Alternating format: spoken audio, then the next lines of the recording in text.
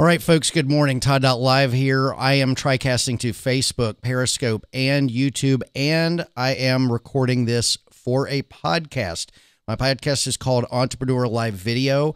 You can, of course, enjoy the broadcast today, video and audio. The podcast will drop in a couple weeks. So if you are listening in the podcast as well, you'll see it come up here in a couple weeks. I have Carlos Phoenix on today. He's a professional live streamer out of Florida, and I will give him a proper introduction in just a minute. I just wanted to make sure everything is good to go, and it's looking like it. So let me get the podcast going, folks. 3, 2, 1. Hey, folks, Todd.LIVE. I have Carlos Phoenix on Entrepreneur Live Video today. Stay tuned. You are listening to Entrepreneur Live Video with Todd.LIVE, broadcasting from sunny Southern California. This is the place where the most talented online live video personalities and marketers share what works for them as live video becomes the most effective megaphone to the world man has ever known. Without further ado, here is your host, Todd.LIVE. Hey, folks on the podcast, welcome. This is a recording from a few weeks ago. Having Carlos, it's kind of like talking about Terminator, where it's like I've got to talk in past tense and future tense. But I've got Carlos Phoenix on today. It's a TriCast on Facebook, Periscope, and YouTube. Folks, you can watch these live when they happen on my Facebook page. Or YouTube. Either one works for me. I do monitor the comments on all three. And I record it for the podcast, of course, and my interview podcasts drop on Wednesdays. 6 days a week, it's me, but then I give you a break from me, and we bring somebody in to talk about their live video expertise, their career in live video, what interests them, what they don't like, where they see things going, whatever happens to come up. So today I have live streamer Carlos Phoenix. Like I said, he's out of Florida. He has been doing live streaming for a long time, okay? He's one of the people that have been doing it just about as long as anyone else, if not longer. He is big into tech, software, hardware, whatever. He likes to try and see what works. He doesn't mind getting into gear that doesn't work so long as he figures it out and can give you the answers. He is a live stream professional, folks. He knows what he's been doing. He's been doing it, at least I know a minute ago when I was talking to him before the show, he said he's been doing a certain thing for 9 years. So when we bring him in here in just a sec, you will find out more about how long he's been doing it, how he's seen live video come about in the digital space and where he thinks it's going. He is also an entrepreneur. He's got digital software that he markets. He's got digital hardware that he's heavily involved in. So let's just bring him right on in. Carlos, how you doing, my friend? What's going on, Todd? Thank you so much for having me. My pleasure, man. It's so great to finally connect. You and I have had a very difficult time. I think we've been trying for like 4 months to connect. And we've done some impromptu lives where you've been on and you've joined, and I've joined in with you, and just a matter of happenstance. But to do something more formal, you and I we just haven't been able to make it happen. So I'm very happy to have you on today. So I appreciate it. Now, I did want to make one correction. I'm not in Florida. I'm actually in Atlanta. Oh, you know what? For some reason, I thought you were in Florida. Sorry, Mom. That's probably going to be Owen. I don't know. But anyway. No, Owen's in Southern California, but there's somebody I feel like is in Florida. Mike Unplug's in Florida. Eddie Garrison's in Florida. For some reason, I have been fixated on you being in Florida ever since I have known you. Did you not start there and move to Atlanta? Or we'll get into that. Okay. No, but that's not a problem. So live streaming. When did you get started live streaming? Well, started live streaming, the first experience I had with live streaming was probably back in 1998. We were doing some work with Fubu, and Fubu had a business that they had started in the Empire State Building where they had built a studio, and they were interviewing hip-hop artists and stuff like that, and they were trying to stream that online. Unfortunately, at the time, the fastest speeds were probably about 56K, and so that was a little bit too early, too soon. But they had the right idea. And so part of that kind of stuck with me. And then I started producing my own content. About 9 years ago, we were talking about that. Probably a little bit before that, because it was not internet related originally. It was doing content as a concept on a DVD. So I was trying to do a DVD magazine. And that's a whole other story in itself. So what I find interesting is that the rest of us were getting AOL discs or, like the 3 and a quarter, I think it was, discs in the mail. And we were spending $400 a month to talk in chat rooms, and you were already doing live video to some degree or another, or trying to do live video to some degree or another. Yeah, so my background is in film and television. I worked in film and television for about 25 years, skipping a couple of years in between. But in New York City is where I'm from. And so I worked from probably the age of 19 on my first film that I worked on with director Gregory Hines. It was his first directorial debut. And the way that came about is, by trade, I am a sci-fi fantasy illustrator. And I was starting to work in the comic book field as an artist, as an oil painter.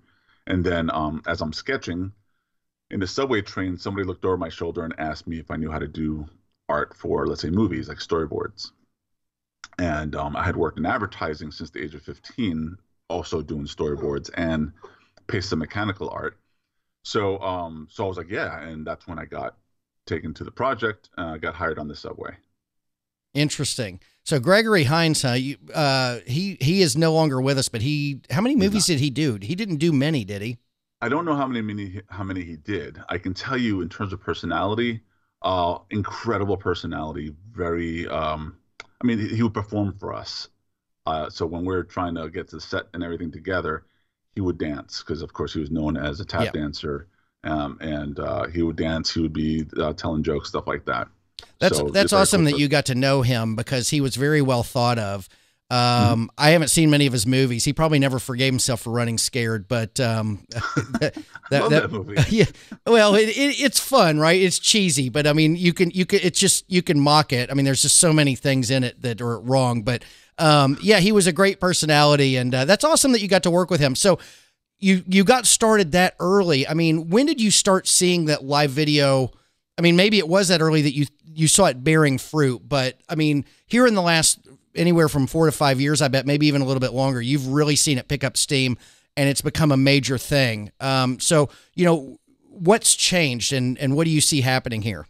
So in terms of media, okay, so I've worked in film and television. I worked in music videos. I worked in commercials. I worked on a lot of different things in the traditional method of working with it. I also was part of the .com boom, and I got an idea of, especially with what FUBU had done, of what the future could be. And so I started doing my interviews for online consumption probably around the time when the iPod video was just coming out. And so I was producing content, and I would have files on the website, which was downloadable for the iPod video, for the Blackberries, for Apple TV, which was out that far back, and not realizing that streaming would be next. But you kind of had an idea that as the internet got faster at some point. So if you look at television started live, kind of like radio did. And over time, they had technology to record it. With the internet, it was backwards. It was recorded first, and then they got to the technology that allowed it to be live. So understanding that history and the way everything is working, I got involved more with live. And the more the software I use, for example, is on my website, livestreamingmaster.com. And Live Streaming Master is a business I started just a little while ago, where I tried to apply for a job at NBC in New York City, and I presented some of the content I had been creating using this software, and I was doing everything in real time. And the reason I was doing it in real time is because I didn't want to hire people. I didn't want to have full production, multi-cameras, and then have to edit. And then the content that I was recording is old news by the time I'm done editing. So I wanted to do everything more in real time, so that way when I'm done, I can just upload it to YouTube or whatever. Little did I know that live would then come really quick, and the software that I was using, which I also sell now, would then add the live implementation of it. So for me, doing this kind of production like you're doing now, I've been doing for about 8 or 9 years. It's just now I have a live button I can press. And so it allowed me to now interview celebrities live on Facebook. And that gave me a little bit of attention from some companies who started reaching out. When they started reaching out about how they can do this type of content, that's when I started the business. So what is it you're doing when they contact you? Because there's going to be people out there who would love to do this sort of thing, whether it's live video, or it could be other social media. It doesn't matter. It's kind of the same idea that when somebody start to contact you and they want you to do work for them, you know, how do you go about it? How do you build the relationship with them, and specifically to live video? Well, the relationships start, let's say, for example, I had friends already working in certain aspects of media. So some of them would say to maybe another business, hey, this guy knows what he's doing. You should talk to him. They would look at the content, see that there's some celebrity involvement. So for some reason, that kind of gives it a little bit more clout of some sort. I don't know. But when they realize what's actually happening, that one person's producing a show like you're doing, that they see the possibilities, and then we get into some conversation about the creativity of what these possibilities can be. So having been in film, I get to know with experience, well, we've done this before. One of the last jobs I did was working at Good Morning America. So I know what can be done when you go all out. The technology that's available today allows you to be almost in any size budget. So if you're a mom and pop, there's mobile technology options with multi-camera lights. The person's viewing online would never know the difference between what you're doing now with your application and your hardware to a mobile device. Sure. And a lot of people think that, oh, well, that's professional. And they're like, well, if I told you that was 3 cell phones, you wouldn't believe it. So that's kind of part of the play that we have now.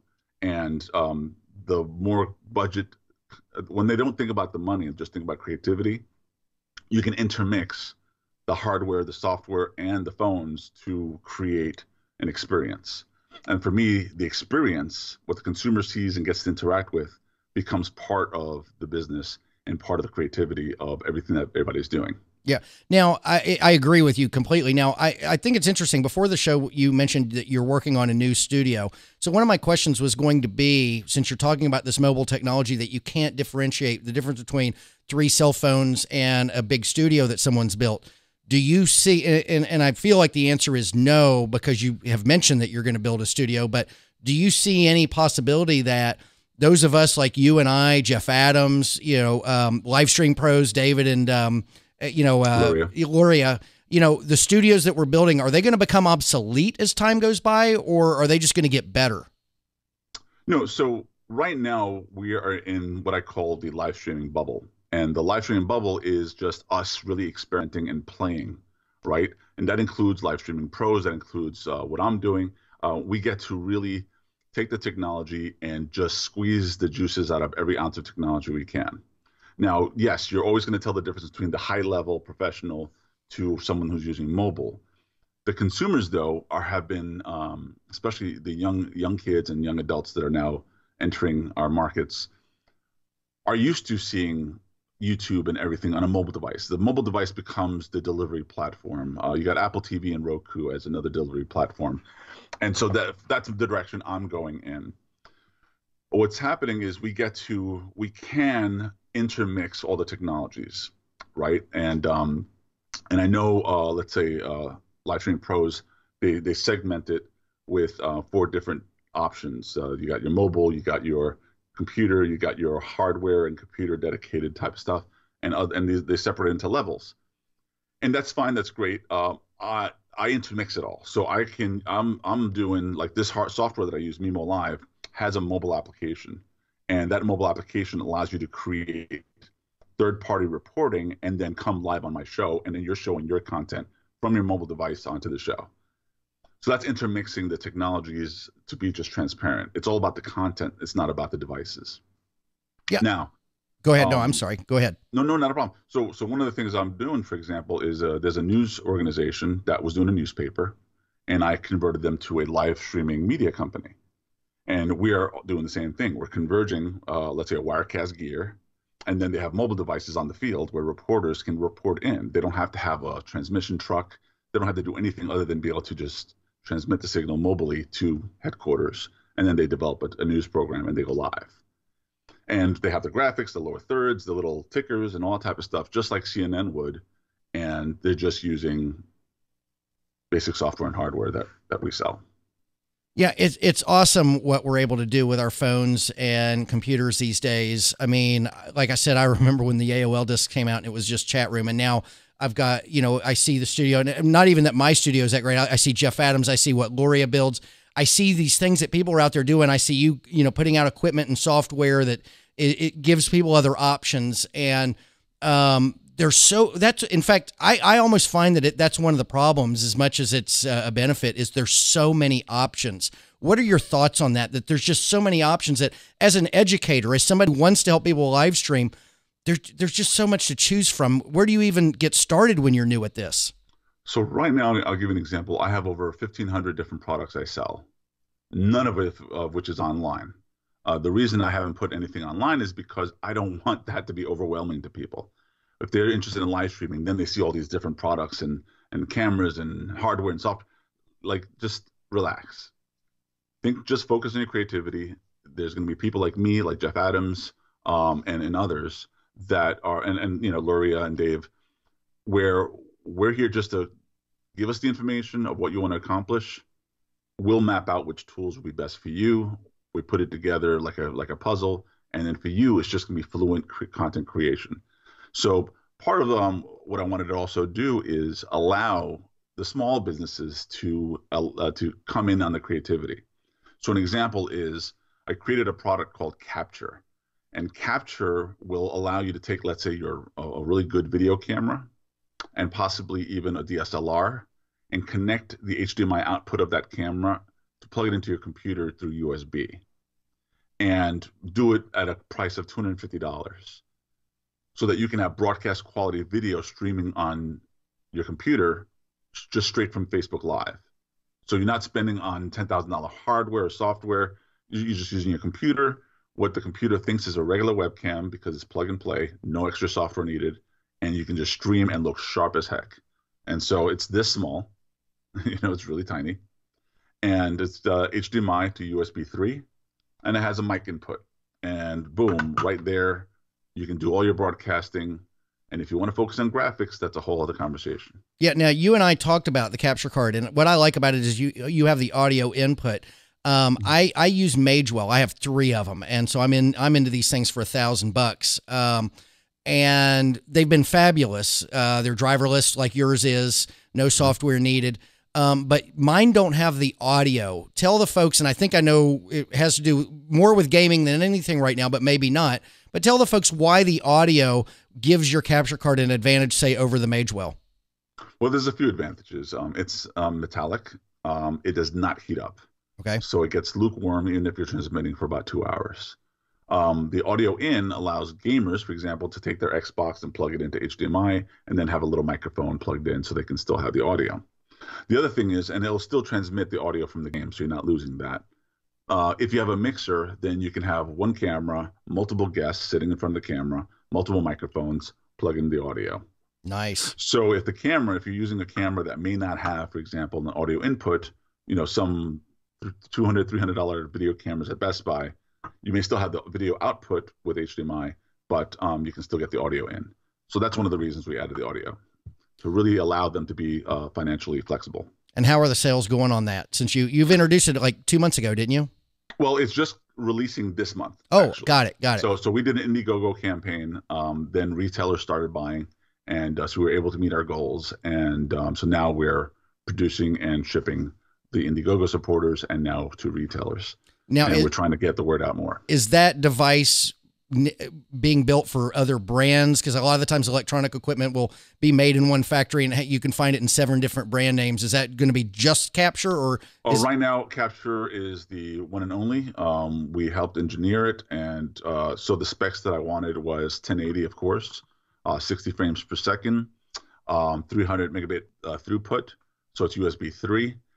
It allows you to not have the heat, which was a big issue. So we focused on the processors. And then also being able to transmit for a long time. It does. It's also real time, meaning for the gamers in particular, they can hook this up to a computer and just game and use the computer as the monitor and be portable. So if they have a laptop, take the Xbox to your laptop, and now you have a portable gaming system with a screen. and it works that way too. Did you now, for the entrepreneur mindsets out there who are watching, who would love to do something like this, I imagine this was built, manufactured somewhere in Asia. Did you have to travel? Did you have to leave Atlanta and go out of the country to deal with factories and people, or were you able to do it from the comfort of your living room? So I did it from the comfort of my living room to some respect. So I did it in conjunction with a company that I'm friends with, and I actually did a video. So if you go to my Facebook and go into videos, you will see the person that helped me produce this product. He's the CEO of the company that helped co-engineer and design it and release the product. And so now we're working on a 4K version of this because YouTube allows you to stream in 4K. And we want to be able to allow that for the consumers to do that. That's awesome. Does the Magewell do 4K? Just out of personal curiosity, since I have one, I don't even know. That's a good question. I don't think it does, but I'm sure they probably have a product out right now. I know there's a few of them that are releasing with 4K capabilities. So it's one of the reasons we want to get into that. So note to the folks that when you get into this, particularly when you get into a heavy like Carlos and I or anybody else out there, David and Loria, Jeff Adams, whatever, there's always upgrading. There's always something new that comes along that you don't really want to pass up on. And 4K has been expensive for a while. And I think it's, it's coming down pretty quick. And probably within a year, it's going to be maybe even the norm for a lot of the people that are at the higher end of live streaming. Well, so right now, I'll give you an example. So Mimo Live has the ability of transmitting 360 degrees to Facebook and YouTube with graphics. I haven't done it because I have not invested on the 360-degree camera, but that's part of, let's say, the future, for example. People have been doing it with the iPhones, but that's really low resolution. You can do 4K transmission of 360 to YouTube. Other things that will be coming out, of course, is AR and VR and stuff like that, and how you implement that with live streaming. There's going to be a lot of different ways to do that. So the future is, we're just starting. This is all new, fresh, and the creativity is really up to the people. For example, live streaming drones is something that I'm hoping will become more normal. And so that make the creativity making content that way will be a big deal. And so we're looking into that. And so I'm always looking at the new hardware. For example, I sell Live View. So Live View allows you, and Ross Brand is very big on Live View, is the ability to transmit in the middle of a parking lot or somewhere where you have cellular signal but no Wi-Fi. And you can use your phone, you can use a regular camera or DSLR and plug it into this device, and it'll use cellular transmission to go live with. So there's a lot of new opportunities, new products that are coming out, and I'm just excited to see where this all goes. Very cool. Hey, I want to take a quick moment here to do a little bit of shout out to people on the various platforms. Over on Facebook, Jose Gonzalez was with us. He's got a fighting channel. It's like mixed martial arts type stuff, fighting. I'm not exactly sure what kind of fighting, but I think it's that sort of thing. Brad Friedman shouted out. He said, great stuff, Carlos. Really interesting background that you have in live video. Brad Friedman is a podcaster and a live video guy. He's up in Denver, social media. Over on YouTube, we've got Gord Isman joined in. He's got a couple questions, Gord. We'll try to get to some of those in a bit. He has one. Oh, and we have AFC TV that joined us as well that's commented and said hello. Gord has a question that's actually relevant right now. Sure. He says, where's one order capture and do you ship to Canada? So yes, in fact, what's funny is the company that I'm dealing with the manufacturing. And what's funny is right now, Anthony Lenzo, a friend of mine, is on Facebook. He is a Emmy award-winning producer and also inventor. And he's actually an inspiration for me in terms of why I went after capture. He invented a case for the iPhone that allows you to go 300 meters underwater with your iPhone and shoot, whales in the ocean in 4K, you know what I'm saying, and still have full control of your screen. So, and we had done a live. So an example, we had done a live, he was doing a Kickstarter for his case, and I think he was just $20,000 short. And if I'm wrong, Anthony, just let me know. It was $20,000 short. He only had like 3 or 4 days left. And we did a live broadcast, although it was very buggy because I was using just iPads and stuff. And the Wi-Fi was kind of glitchy at the time. But, he got those last $20,000 for his Kickstarter within a day or two. And he's thanking me right now. That's cool. And so live can be very powerful because it has the ability of being shared and reach anywhere around the world. And he closed. Thanks. Oh, I appreciate that. Thank Anthony. And I used to work with him at Good Morning America. So he was my boss, actually. So really cool that he's able to produce these kind of products, and Live can help getting those products out there, which is one of the reasons I think Kickstarter bought. Who did they buy? They bought Huzzah. Was it Huzzah? Yeah, but that's no longer though, is it? No, well, they bought them, and so you can actually do Live on Kickstarter. Okay. To help promote your products on Kickstarter. That I didn't know. Yeah, so they had bought Huzzah because I know a lot of guys were using it, but then they disappeared, and the reason they disappeared is because now they're a part of Kickstarter. Got it. So what's interesting is I worked with a few CEOs of these kind of live streaming platforms and stuff like that, and got an idea of help them kind of future-proof the technology. But of course, without the money or without the crowds to come in, a lot of them just go out of business, and it's a very difficult platform thing to get into, especially when it's so early in the live streaming bubble. So even though all that's happening, we're releasing a live streaming platform, and so that's going to be released this year. Okay. And we're calling it's called Cia.live. It's CYA.live. Okay. And the purpose of this platform is a method of monetizing live streaming. Cool. So the idea is, if you are a musician, let's say a known musician, let's say Bruno Mars, we'll go crazy. I want to be able to produce a live concert with Bruno Mars, let's say, and then the platform is going to allow us to sit down with Bruno and do a live conversation with him to the public. There'll be a chat room, and in that chat room, I can select anybody to come on camera and actually talk to the celebrity. We're going to do that with movies. We're going to do that with a film festival that I'm putting together right now. And then, and the platform obviously has to be robust. So, we've gotten lots of investments. We got a movie company that's invested as well, a major, feature film company. And so it's going to be very exciting. It's going to be a really crazy year because not only are we still releasing more inventions, selling all these products, helping large companies to understand that live streaming is a viable method of, let's say, marketing, and then helping those advertisers and marketers then help monetize other creative content. Sure. So that's the strategy. That's kind of what I'm looking for. And the whole core of the conversation is the experience. Very cool. Even I'm sorry, go ahead. No. I'm sorry. I thought there was a break happening right there, and I apologize. I didn't mean to cut you off. Gord is asking more stuff, and I figured we'd go into that. He did echo the sentiments about the overwhelm on the tech gear, but he does have a question. How does OBS play into capture? I imagine it's seamless, isn't it? Yeah. So anything, whether it's Windows, Mac, or Linux, it works as a webcam. No drivers needed. There's no special. It's all part of your operating system. So any application you have that you can access a webcam will work. So whether that's Ecamm on the Mac to the high-end TriCaster, if it's using a webcam option, which you probably wouldn't do, but you can, and everything would work.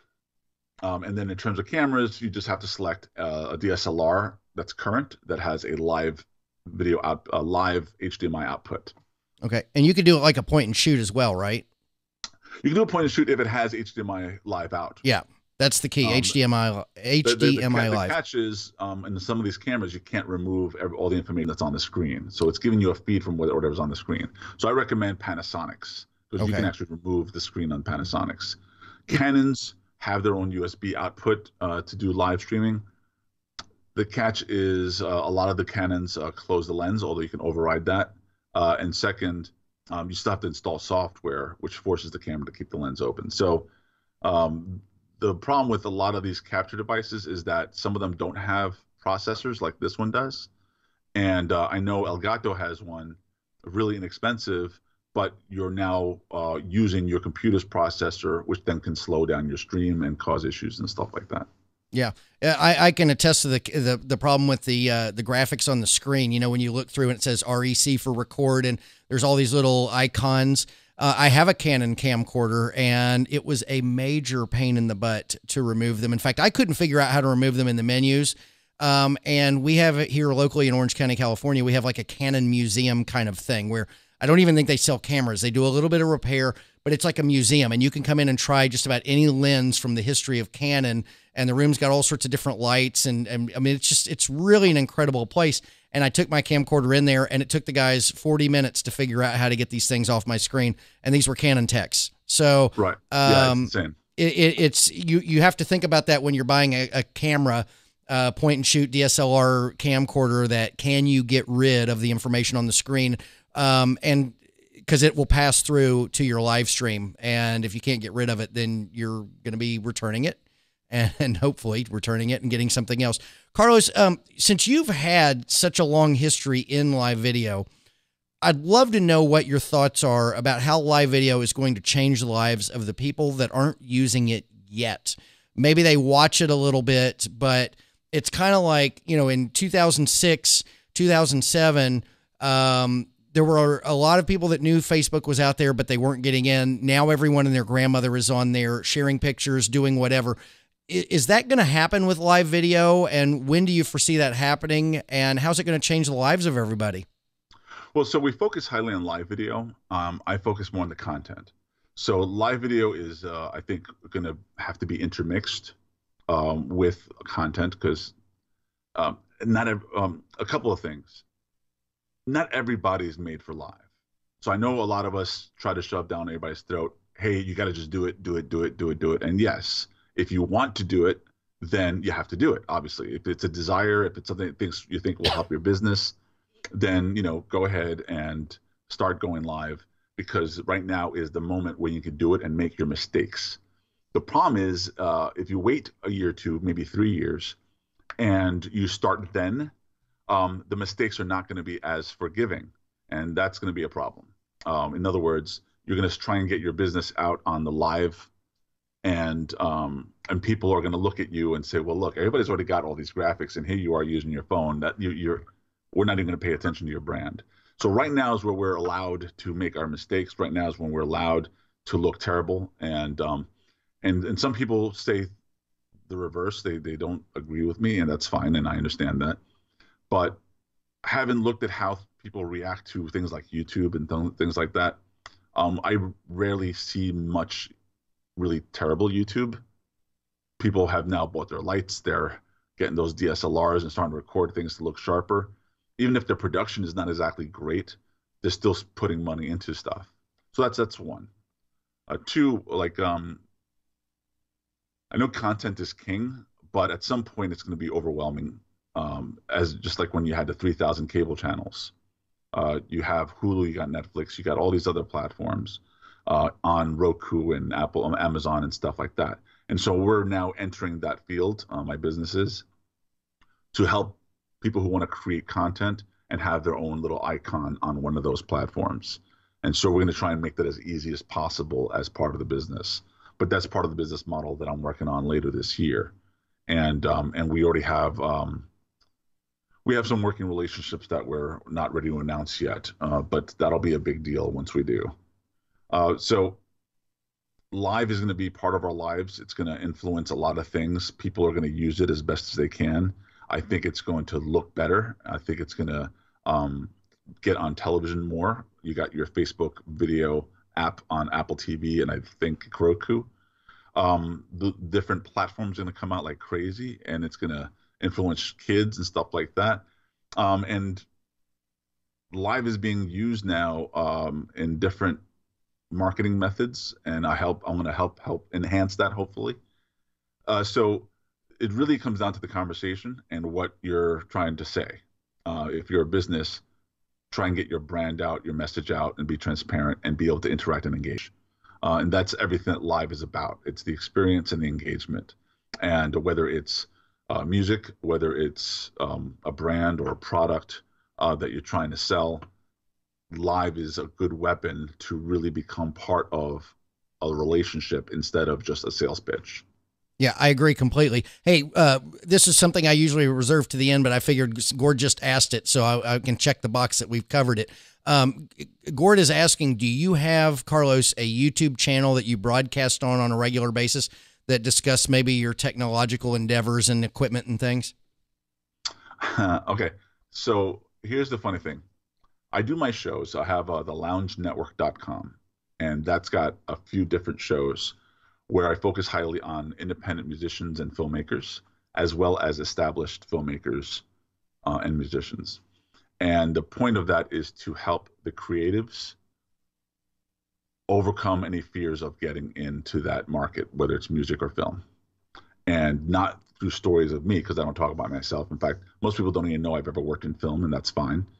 It's really for the people that they've seen on film or they've heard their music, or people who are independent and not even signed, because that's the new world.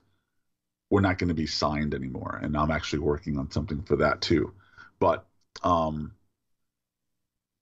I'm like losing my train of thought. Anyway, I guess what I'm trying to say is I do have the loungenetwork.com, and as far as sharing my technology, I usually do that on Facebook, on my Carlos Phoenix name on Facebook. I don't do it as an organized piece of content where it's like thought out. I usually just go live, and if people have questions, we get into the technology that way. So it's much of a natural flow. On Live Streaming Master on YouTube, I will start creating content very similarly to how Luria and Dave might be doing it. Maybe not as elaborate as they do. I think they do an amazing job. So I do recommend checking them out if you're getting that type of information. Agreed. But I will be doing it because I'm doing a slightly different direction. I'm also dealing with more media companies, and it's more entertainment stuff going on, which is why I'm opening the studio. The studio's for podcasters. The studio's for musicians. There's a recording studio in that studio, a green screen room for people to make music videos. So I want to permit content to be created. It's not only live streaming. And I want them to know that live streaming exists to weaponize their content. So that's part of the game. Very cool. And I can tell you, Carlos and I have been friends on Facebook for, I don't know, 6 months, something like that. And he goes on Facebook very, very regularly. And it seems like more often than not, it's trial and error stuff. It's not just, hey, let's go live. I mean, occasionally it's like, hey, I'm up, let's chat. But it seems a lot of the time it's like, I'm trying something new today. We're going to hang out for while I try this out. And that's a very common, almost, several times a week, I think, occurrence. Yeah. So if I'm going to make recommendations to any client, whether they're high end or low end, I want to make sure that I've squeezed all the juices out of the product and make sure that I found where it really sucks in or what it's really good in. So, yeah, that's pretty much why. So I'm willing to put myself out there, make those mistakes. I'm not trying to make myself a brand per se, as many people recommend. I'm becoming a brand because people see me make these mistakes and they know that I have that knowledge and that I'll make note. Okay, this is what needs to be corrected. And I'm usually testing beta stuff because then I get to talk to the people who are making that application, and I can say, okay, this is where there's a mistake. Here's where there's a problem. And a lot of people do these tests, but they do it in groups that are hidden from us. I'd like to get like real world perspective so people can say directly, Carlos, your audio sucks, or the camera's flickering. Like earlier today, we were trying to have my platform on this call. Sure. And it was flickering. And I'm using a beta version of it, even though I have the standard version of it, but I need to squeeze out any mistakes that software has. So I usually just do it live and then engage in a conversation. Yeah, I think it's a fun way to do it. I mean, I've joined in on a few of those, and I think it's, I usually do my trial and error like behind the scenes on a dummy account that, so it's like no one's watching. And I think that's what's unique about what you're doing. And it helps build your brand, whether you're trying to build a brand or not, focusing on it that way.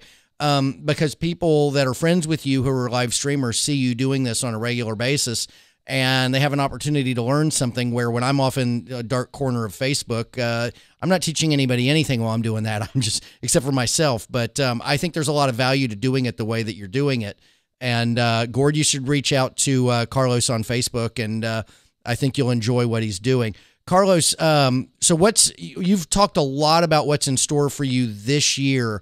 And normally I ask people questions like that towards the end of the conversation. And I've already asked you, where do you see live stream going? I mean, is there anything that we haven't really covered that, you think really kind of deserves a discussion about when it comes to live streaming in 2018 that we really haven't touched on today, particularly for people starting out, for people that are, like myself or Gord. Gord is, he's an individual and he's doing his own production, and He's like us. I mean, he's our age. He's not a millennial. And, we're getting started in this new world and, practical advice, thoughts, tips, whatever. Okay. So, so Dan is saying that I know what I'm doing. Thanks, Dan. Love you, buddy.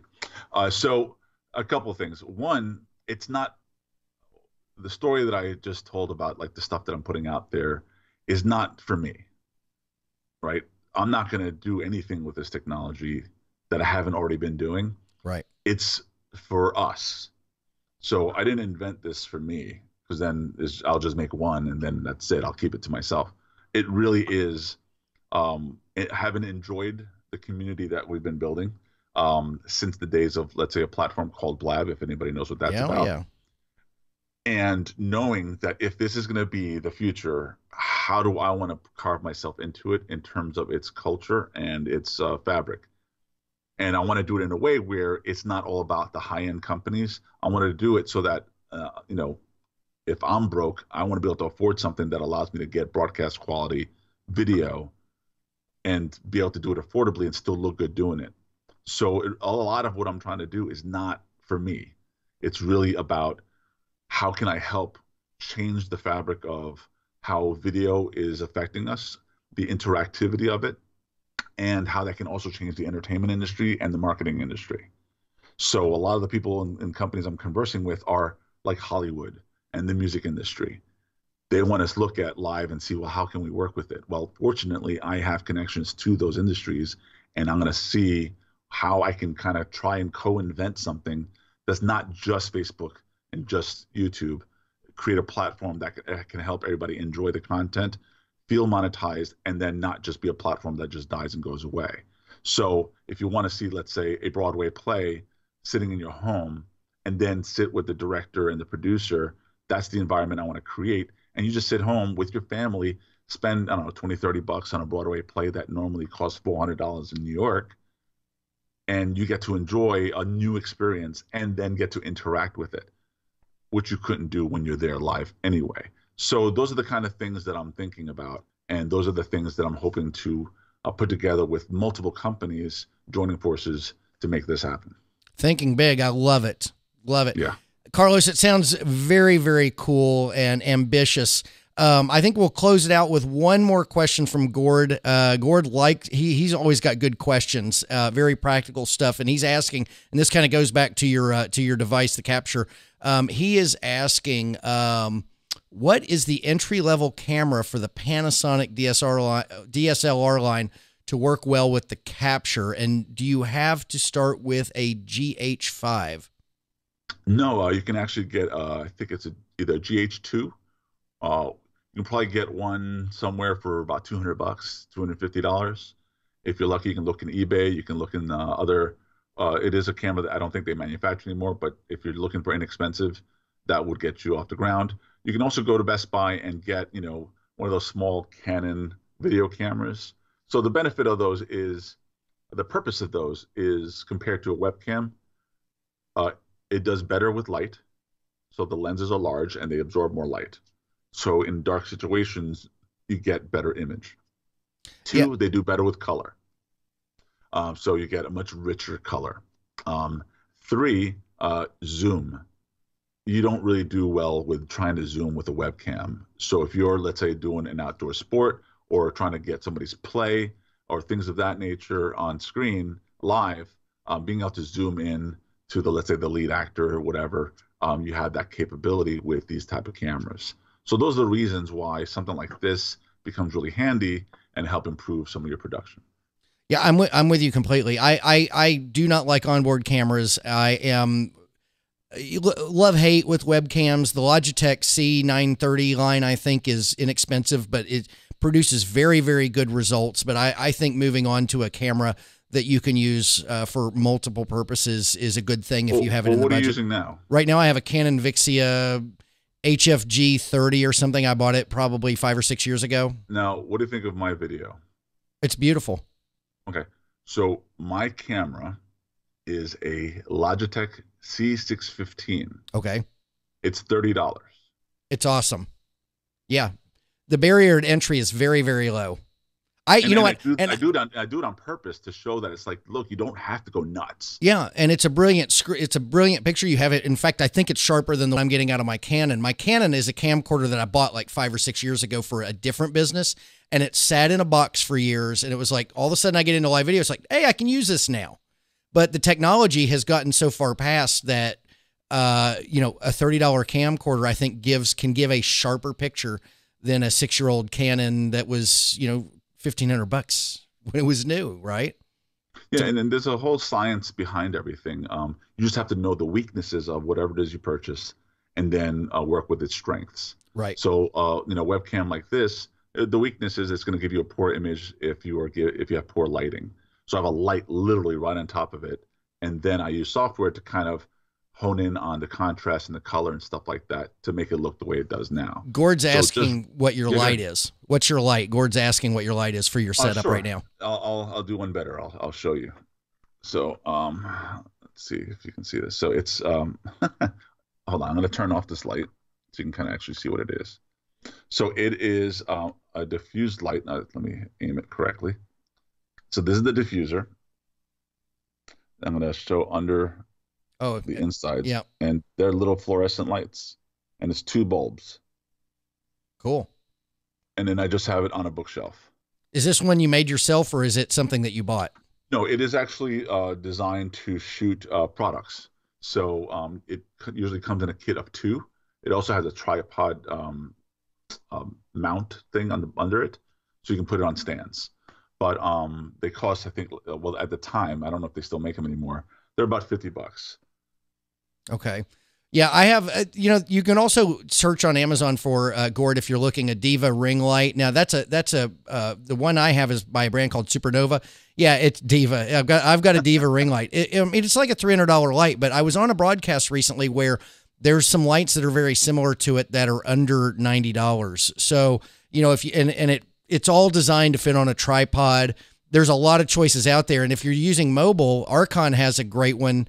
I've got an Archon. I never promote my Archon, but I think it's Todd.LIVE, but you get like 20% off. But Archon has what's called it's like a Diva ring light, but I forget the name of it, but it actually clamps on your cell phone or your iPad or your computer. If you're using your computer, and I feel bad I really don't like using computer on board. So I feel bad for anyone doing it that way. But if that's how you got to get started, do it. I mean, it's better than not getting started. But you could actually clamp that thing right on your computer as well, and it's rechargeable. It's fabulous. It's like $30. So, I mean, there are options for every budget. Lighting's tricky, though. Lighting is tricky, and there's a lot of trial and error with it. So the simple rules for lighting is don't use standard incandescent bulbs. The reason is they tend to give more yellow, and you don't want to have to constantly color correct your camera. 2, so you want to use a cool light. Sometimes you can do a combination of cool and warm to give you the most correct white light as possible. Second, I purposely broadcast with the least expensive products I can get. Sure. To offer the highest quality I can get. To prove a point of, I mean, obviously I made a product that's for DSLRs, and I should be transmitting with it. But the point is, you hooked this up to my Apple TV to bring in the Apple TV broadcast on screen, because I'll be doing a show focusing on iOS apps and Apple TV apps. But even though microphone I'm using, and I don't know how my audio is coming through, but it's a $30 microphone, right? And it's a blue mic. So the blue mic is this this little ball, and it sounds great. So with outside of my software, although right now I'm not using the software, so I'm live streaming to you with $60 worth of products. That's awesome, folks. It can be done. You just got to get started. That's the thing. And don't feel, I mean, you want to, one thing that I've always told people in live video is you want to grow at a pace that you can grow at, and you want to get started. The first thing is just get started, grow at a pace that you can grow at, try things. Don't be scared to try things. And if you have the mindset of always trying to kind of one up yourself, you'll find that as time goes by, you've really got everything down. You've got great sound. You've got great lighting. You've got great video. You're streaming to where you want to stream. You can focus on your message. And that's really the thing. If you can take anything from Carlos's broadcast today, somebody who's been doing this for 20 years at least, focus on the content more than the equipment. and you'll probably have a happier time doing it, and you'll get there on the equipment as time goes by. But the first thing is your message is getting out there, and that's the important thing. Right. Like I have better webcams, but if people say, I always get, Carlos, that looks great, and that's awesome. And then when I tell them, look, you don't have to spend over $100, then their mind is just blown. Yeah. And that is, that's the key is, as long as you're able to just sit back, relax, and speak your content, the cost of getting in is nothing. True. Carlos, let me do a little shout out to a few people that joined us. Dan Flores, Alfredo Tigolo. I hope I didn't butcher your name, my friend. I know that you come in on a lot of my broadcasts, and I always love seeing you. Anthony Lenzo joined us. We've got AFC TV over on YouTube. A couple of people over on YouTube that haven't commented, so shout out to you guys just for being with us. Carlos, to close it out, my friend, if people want to reach out and chat with you, I have a feeling it's going to be Facebook, but where is your preferred place to be for somebody to reach out and find you and connect and talk to you about all things live video, live streaming, and content creation? Yeah, I mean, Facebook Messenger will probably be the easiest. Even if you go to my website, livestreamingmaster.com, there's a little icon at the bottom that leads you back to Facebook Messenger. So that would be the fastest way. It has phone connection and video, so we can converse, and I can respond pretty quickly. Cool. Well, Carlos, thank you so much for taking time out of your day to be on the live video and podcast. I look forward to us doing it again. I always have recurring guests, so in the future, if you've got any big news or something, feel free to reach out and let me know, and we can bring you right on and we can talk about it. But thank you for taking time today to be on the program. Well, I appreciate you chasing me, man, because I know I get busy. And you know what it was? Just I went from calendaring on an index card in private messaging just until we could finally get a place to do it. I signed up for Calendly, and I sent you a link, and boom, there we are. And you know what? That's happened with a number of people now that we kept not ever able to connect and make it happen. Send out the link, and all of a sudden, so that's a pro tip for you guys that want to do interviews. Get a calendaring system going that's automated. You can send the link, and you let your guests figure out what works for them within the schedule that you offer them. And all of a sudden, you'll have a calendar full of people. It's amazing. Yeah, I need to do that because right now I'm trying to set up some celebrity interviews, and it's hard to coordinate with them. So having a tool like that would be fantastic. When you're doing the calendaring, I will say this. When you're doing the calendar, like right now I have it set to Tuesdays is an interview day. Today I have 3 interviews, and I'm doing them all today. Next week, every Tuesday is an interview day. When I was doing the private message back and forth, any day was open, and it was always when the guest could do it, which is the way it should be. But when you do the calendar way, you can say, okay, Tuesday's my day, find one in the next year and pick one, and you're down. And it happens. Boom. And it works. Everybody's happy. Carlos, thanks again. Folks on the podcast, thank you for listening. Gord, if you have any quick questions and you want to type them while I'm closing out the podcast, feel free to type something in, and Carlos will stick around for a couple minutes and we'll answer. Otherwise, folks on the podcast, thank you for listening. See you tomorrow.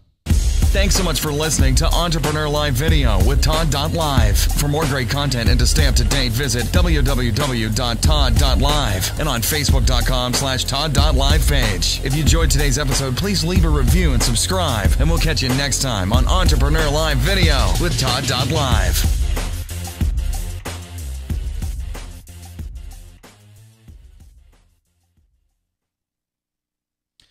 All right, so the podcast is over and the live video is about over. Gord, you didn't squeeze. I gotta get one of those. What's that?